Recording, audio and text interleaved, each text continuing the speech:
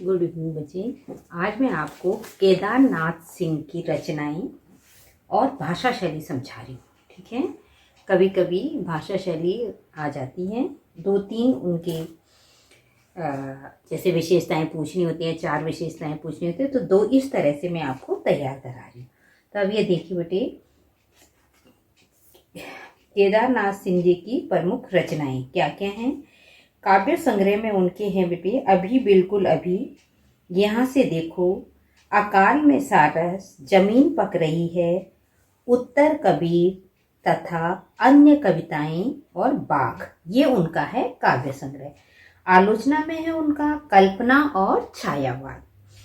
निबंध संग्रह में उनका मेरे समय के शब्द, कब्रिस्तान में पंचायत।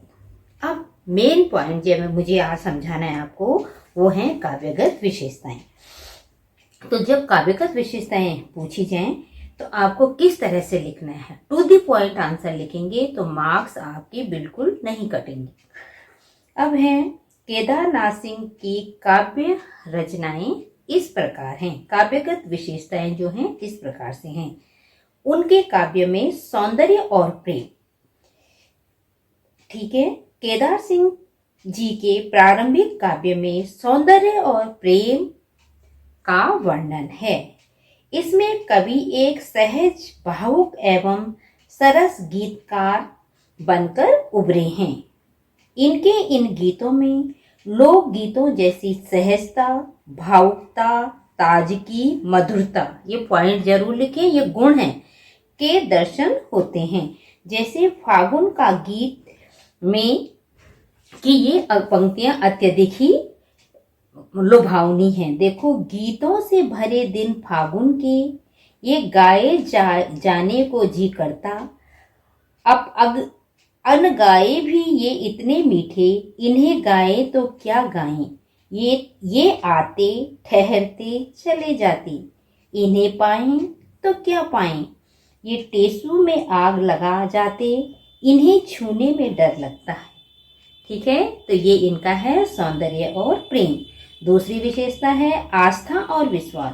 नई कविता के कवि के रूप में केदारनाथ सिंह जी आस्था और विश्वास के शिल्पी माने जाते हैं। इनकी अनेक रचनाओं में आगत भविष्य के प्रति एक निष्ठापूर्ण मंगल कामना व्यक्त हुई है। ये पॉइंट महत्वपूर्ण है बेटे, कि आने वाले भविष्य के प्रति निष्ठापूर्ण मंगल कामना व्यक्त हुई है। संघर्ष की प्रक्रिया तो सनातन है, किंतु आस्था पूर्वक भोगे नए संघर्ष की पीठिका पर ही नई नई सृष्टि होती है।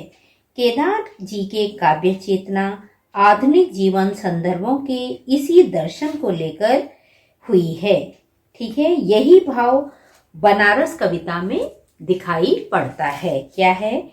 किसी अलक्षित सूर्य को देता हुआ अर्घ्य, शताब्दियों से इसी तरह गंगा के जल में अपनी एक टांग पर खड़ा यह शहर अपनी दूसरी टांग से बिल्कुल बेखबर।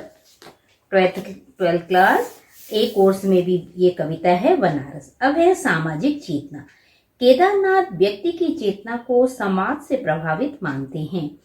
उनकी मान्यता है कि कवि समाज से जो कुछ भी ग्रहण करे उसमें उसका अपनापन अवश्य होना चाहिए। कवि भविष्य के प्रति भी सचेत दिखाई देते हैं। उसमें जीवन के उच्चतर मूल्यों के प्रति आस्था और विश्वास है। ठीक है, अब देखो, विजय प्राप्त कर भविष्य निर्माण की लालसा भी कवि में दिखाई पड़ती है, जो कि हमें बनारस कविता में दिखाई पड़ता है। यह धीरे धीरे होने की सामूहिक लय दृढ़ता से बांधे है समूचे शहर को, इस तरह कि कुछ भी गिरता नहीं, कि हिलता नहीं है कुछ भी। फिर है संघर्षशीलता। अगला पॉइंट है उनका संघर्षशीलता। यथार्थ जीवन की कटुता और तिक्तता कवि के मानवतावादी विश्वासों को सर्वथा तोड़ नहीं पाती। अभावों की विषादपूर्ण काली छाया का आभास इन्हें अवश्य मिलता है, किंतु ध्यान रखिए बेटे, ये पॉइंट नोट करें। कवि पराजय, निराशा और कुंठा को स्वीकार नहीं करता। अभावों से जूझते हुए भी कभी कदा विचलित हो जाना एक बात है, किंतु उनसे भयभीत होकर अपने व्यक्तित्व को विसर्जित कर देना नितांत भिन्न स्थिति है।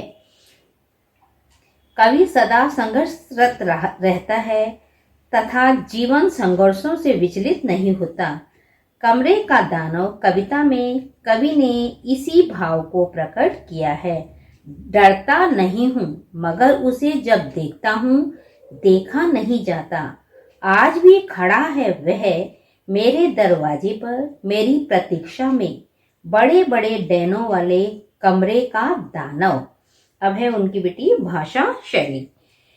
केदारनाथ की भाषा क्या थी? सहज और भाव के अनुकूल थी। कवि की भाषा में अनेक प्रकार के रंग दिखाई पड़ते हैं।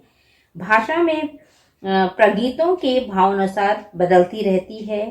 कहीं पर संस्कृत निष्ठ भाषा है तो उर्दू और देशी शब्द भी उनकी भाषा में है। बिंब विधान में दिखाई देता है। कवि किसी भी मन स्थिति अथवा अनुभूति की चित्रात्मक अभिव्यक्ति करने में सक्षम है। ठीक है, दिशा कविता की इन पंक्तियों में यह दिखाई पड़ता है। हिमालय किधर है? मैंने उस बच्चे से पूछा जो स्कूल के बाहर पतंग उड़ा रहा था। उधर उधर, उसने कहा, जिधर उसकी पतंग भागी जा रही है। इस तरह कवि ने लौकिक छंदों, फगुआ, दादरा के अतिरिक्त मुक्त छंद में अपने भावों को अभिव्यक्त किया है।